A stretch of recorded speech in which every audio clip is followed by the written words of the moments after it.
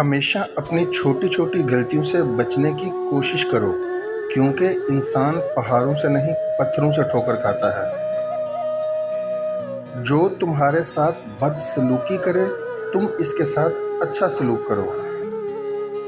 اگر تمہاری آنکھیں خوبصورت ہیں تو تم دنیا سے محبت کرو گے، مگر اگر تمہاری زبان خوبصورت ہے تو دنیا تم سے محبت کرے گی۔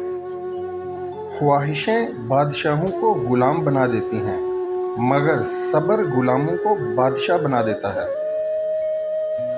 احسان کرنے اور درگزر کے ذریعے گناہوں کو چھپانے سے عظمت اور بزرگی ملتی ہے۔ جان لو کہ بے وقوف ترین انسان وہ ہے جو اپنی بدکاری پر فخر کرتا ہے۔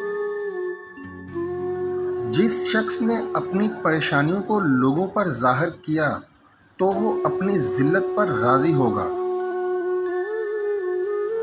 ایک دوسرے کو دعاؤں میں یاد رکھا کرو، ہو سکتا ہے کسی کا بہت بڑا کام تمہاری چھوٹی سی دعا کا محتاج ہو۔ جب کوئی محبت کرنے والا انسان تم پر غصہ کرنا چھوڑ دے تو سمجھ جاؤ کہ تم اس کی نظر میں اپنی اہمیت کھو چکے ہو۔